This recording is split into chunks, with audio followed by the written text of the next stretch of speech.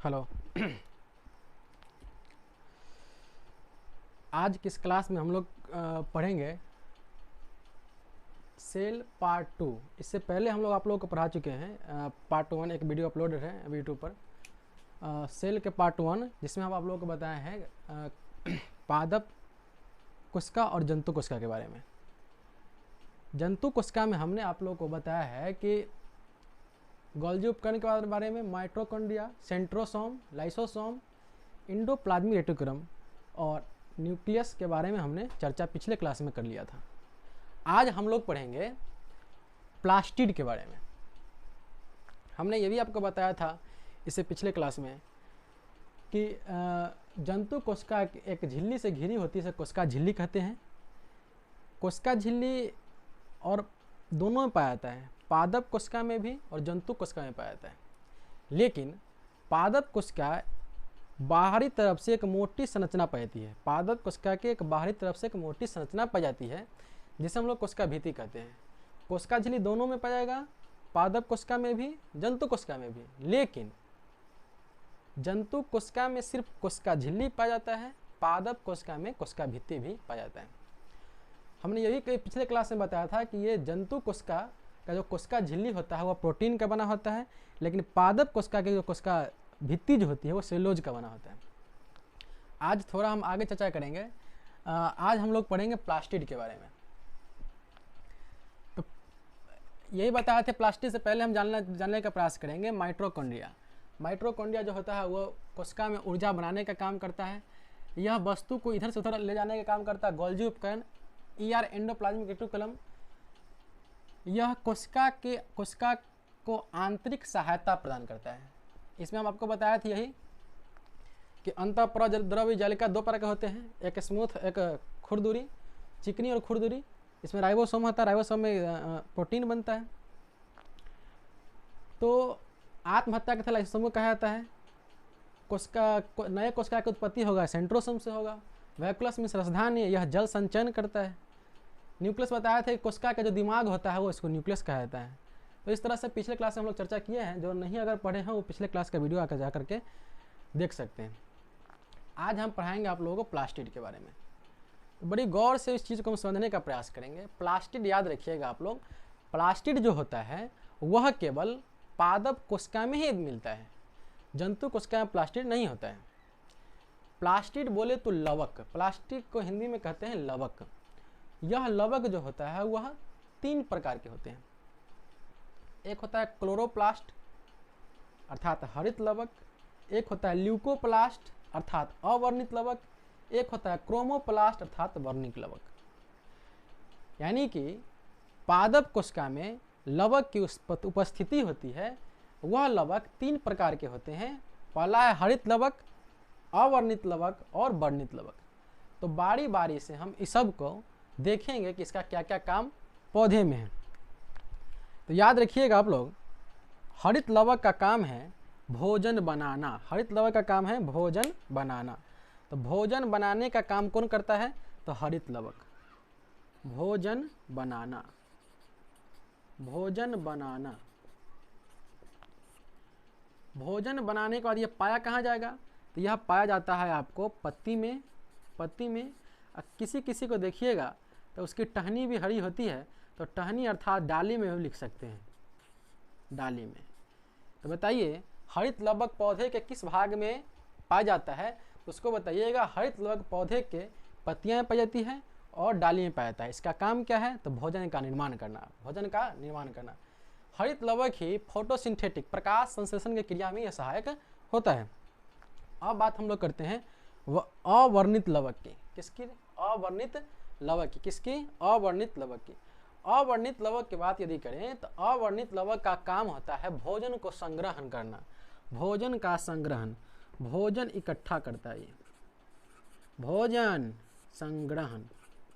देखिए जैसे हम लोगों के शरीर में एटीपी के रूप में ऊर्जा संचित रहती है, उसी प्रकार पौधे के शरीर में ल्यूकोप्लास्ट भोजन का संग्रहण करता है, ताकि पतझड़ आ जाए, उनकी पत्तियां झड़ जाए तो वहाँ फोटोसिंथेटिक क्रिया नहीं होगी, प्रकाश संश्लेषण की क्रिया नहीं होगी। उस समय ल्यूकोप्लास्ट क्या करता है, जो संग्रहित भोजन होता है उस भोजन को पौधे को अपना पोषण के लिए देता है।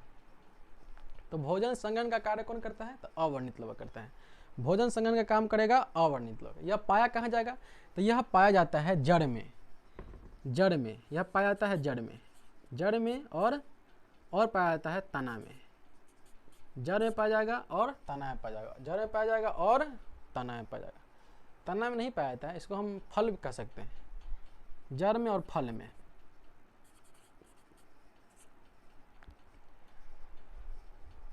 आगे बढ़ते हैं। तो ल्यूकोप्लास्ट का काम है भोजन का संग्रहण करना।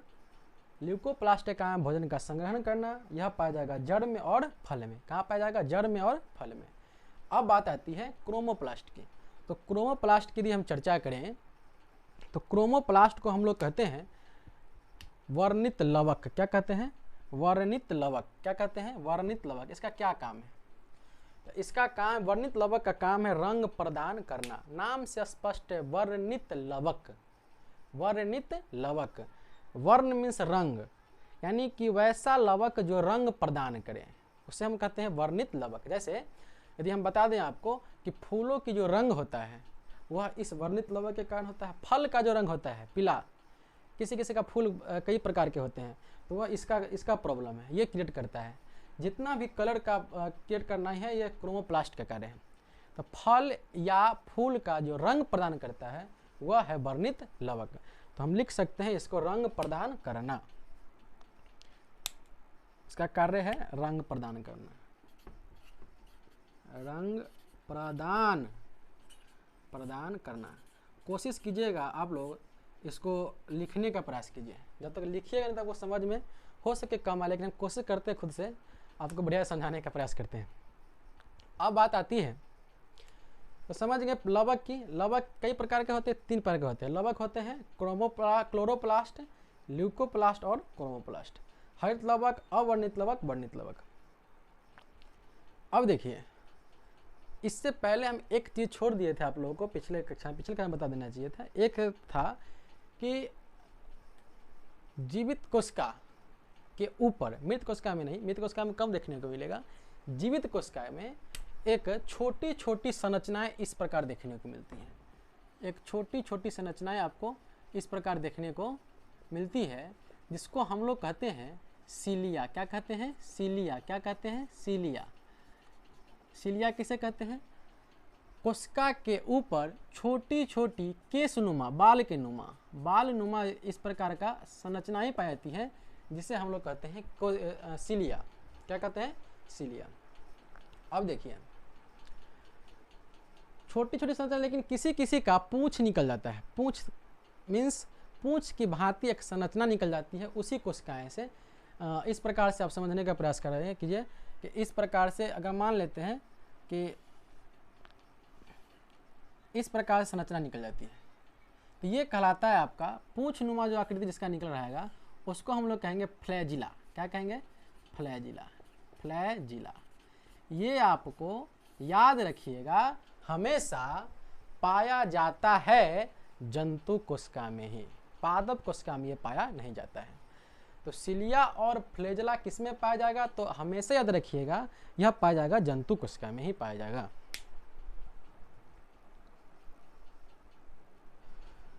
चलिए, एक और चीज हम आपको बताने का प्रयास करते हैं कि कोशिका के अंदर एक तरल संरचना होती है, पानी नुमा तरल संरचना होती है। इस प्रकार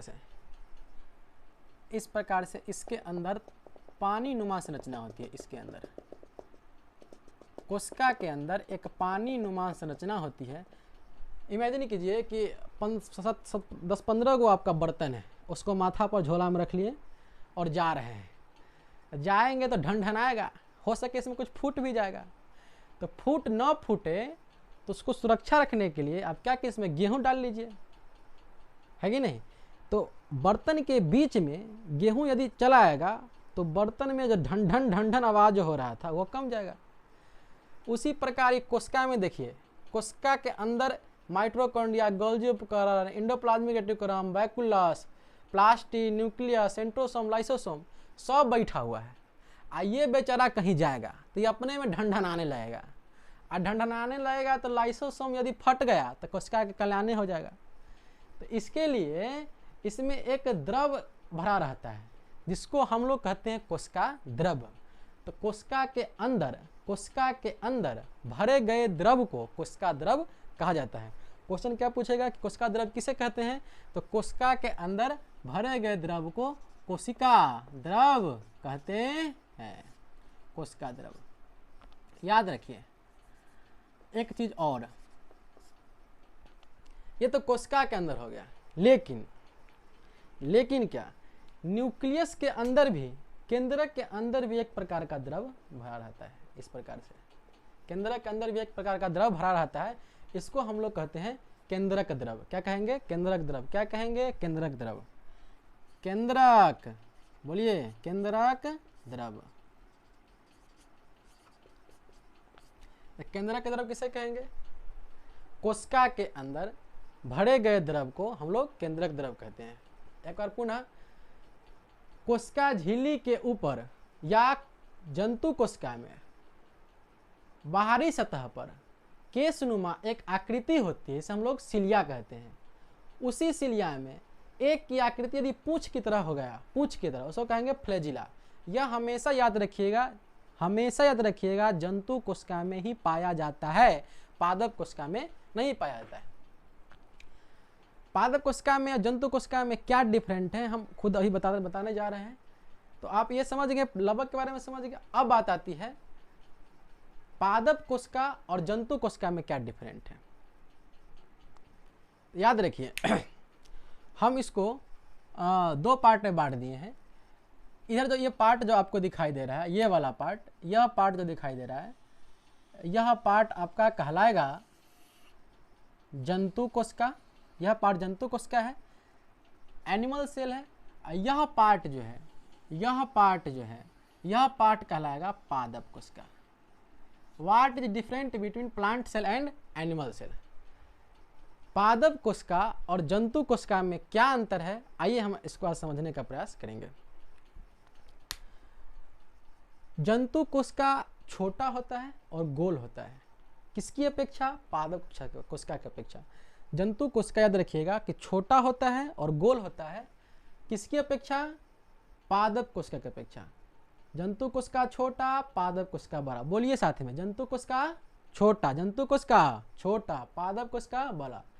जंतु कोशिका गोल होती हैं, जंतु कोशिका बोलिए ना गोल होती है, लेकिन पादप कोशिका चौकोर होती है। जंतु कोशिका गोल होती है, पादप कोशिका चौकोर होती है। वैक्यूलस के बारे में चर्चा हम कर दिए थे पिछले क्लास में, जाकर वीडियो देख सकते हैं वहाँ। वैक्यूलस मीन्स रसधानी। पेड़ पौधे की अपेक्षा जंतु कोशिका में रसधानी बहुत छोटी होती है। रसधानी का कार्य है जल संचयन करना।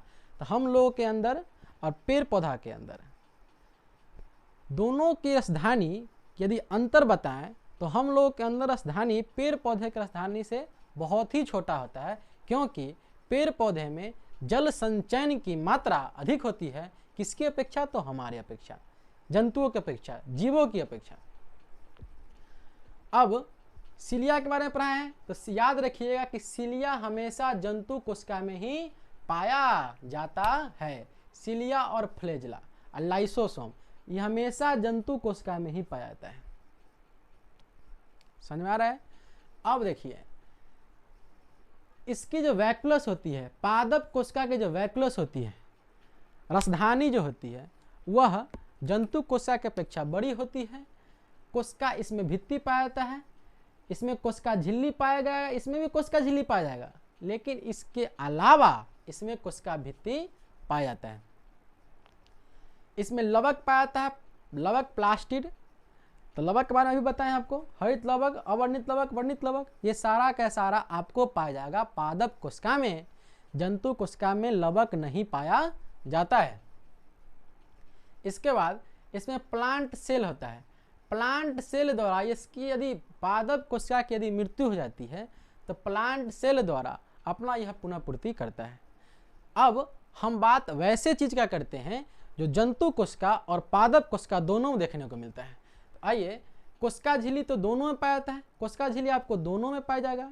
माइटोकॉन्ड्रिया भाई ऊर्जा तो दोनों में बनाएगा, अब तो जीवित तो दोनों को रहना है, जंतु भी जीवित, पेड़ पौधा भी जीवित, तो जीवित रहेगा तो ऊर्जा स्वाभाविक है बनेगा।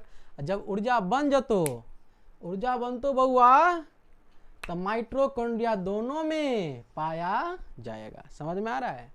तो माइटोकॉन्ड्रिया दोनों में किस लिए? क्योंकि दोनों को ऊर्जा की आवश्यकता होती है। अब राइबोसोम की बात करते हैं। यहाँ एंडोप्लाज्मिक रेटिकुलम में हम एक चीज़ छोड़ दिए थे, एक चीज़ ये छूट गया था आपका कि राइबोसोम दो प्रकार के होते हैं, एक 70S एक 80S। राइबोसोम दो प्रकार के होते हैं, एक 70S एक 80S। डिफरेंट क्या दोनों में? डिफरेंट ये है कि वैसे जीव जिसको हम अपने नंगी आंखों से नहीं देख सकते, अर्थात सूक्ष्म जीव कहें उसको, बहुत छोटे जीव कहें उसको, वैसे जीव में राइबोसोम 70S पाया जाएगा।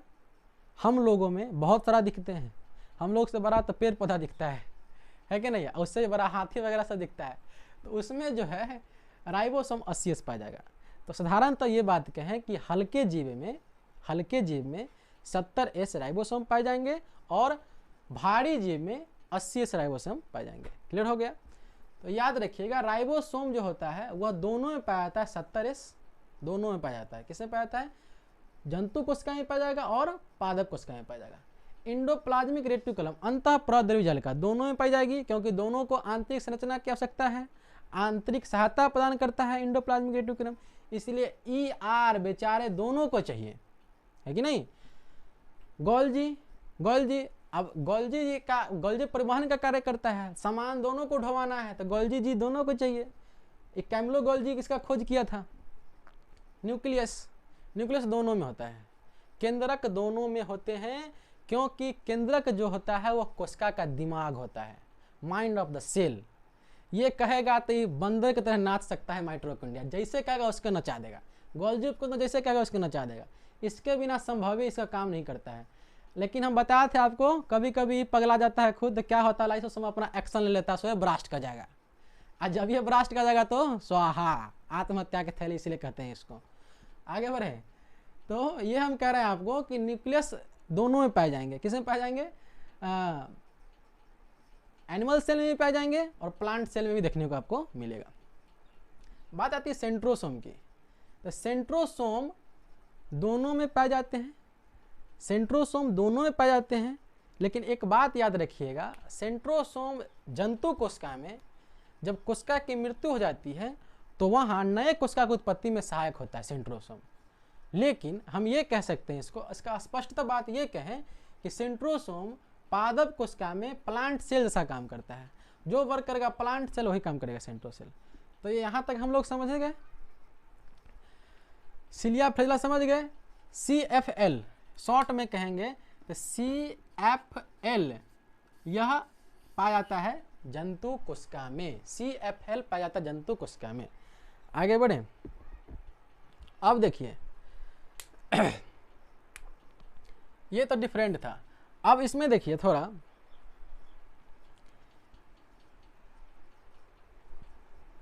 रंग प्रदान करता है, तो फल फूल का रंग प्रदान करेगा कौन? वर्णित लवक। फल फूल का रंग कौन प्रदान करेगा? वर्णित लवक। बोलिए ना मेरे साथ, फल फूल का रंग कौन प्रदान करेगा? वर्णित लवक।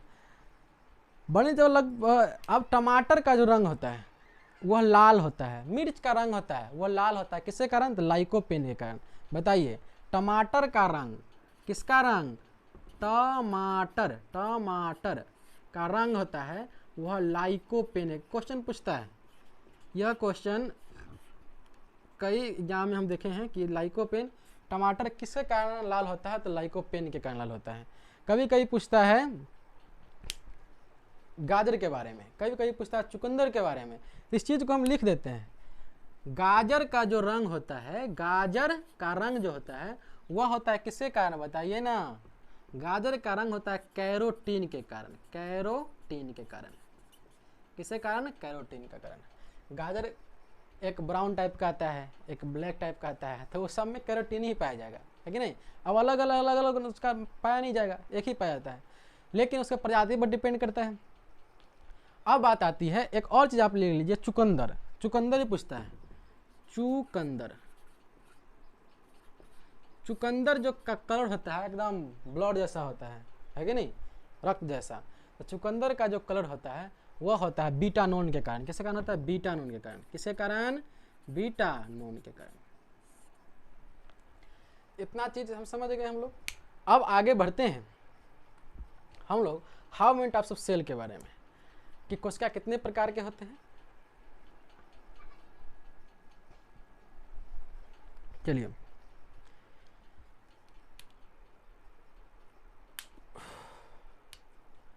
कोशिका के प्रकार, सेल अर्थात कोशिका, समझते चलिए।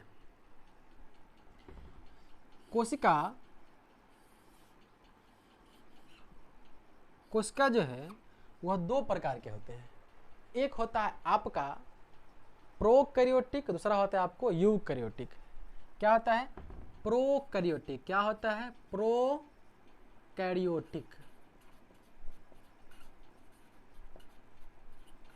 हिंदी में भी इसको वही कहते हैं, प्रोकैरियोटिक ही। दूसरा का है यूकैरियोटिक। यूकैरियोटिक।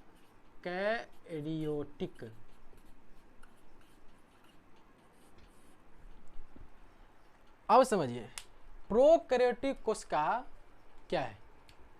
तो प्रोकैरियोटिक कोशिका एक अविकसित कोशिका होती है, अर्थात इसमें सभी अंग पूरी तरह विकसित नहीं हुआ होता है। तो हम इसको प्रोकैरियोटिक कोशिका को अविकसित कोशिका भी कह सकते हैं। क्या कह सकते हैं? अविकसित कोशिका भी कह सकते हैं। समझ में आ रहा है आपको? अविकसित कोशिका भी कह सकते हैं। प्रोकैरियोटिक कोशिका को अविकसित कोशिका भी कह सकते हैं। इसमें जो होता है वह कोशिका झिल्ली होगा। क्या होगा बताइए ना? इसमें होगा आपको कोशिका झिल्ली होगा, कोशिका झिल्ली।